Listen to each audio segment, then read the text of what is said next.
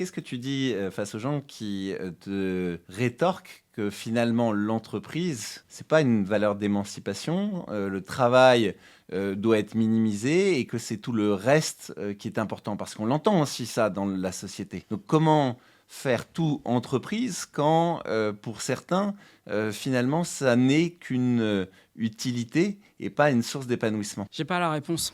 J'ai pas la réponse. J'ai la réponse que tu dois permettre, quand tu es une entreprise, une émancipation forte. Et donc pour ça, c'est un intérêt à ton travail et pour ça, c'est une vision sur ce que tu fais. Comme dans un mariage, tu restes pas marié quand tu es contraint. Tu vois, quand tu es enfermé à la cave, a priori, tu restes pas marié. Quand tu peux t'échapper, tu t'échappes. Tu restes marié parce que tu le souhaites. Bah, l'entreprise, en fait, elle doit entretenir cette alchimie-là. Et c'est là aussi une autre obligation de résultat de l'entrepreneur. Je pense qu'on est en train de sortir de la dernière page de l'infantilisation du salarié dans une organisation. C'est ce qui est demandé par beaucoup de forces en présence.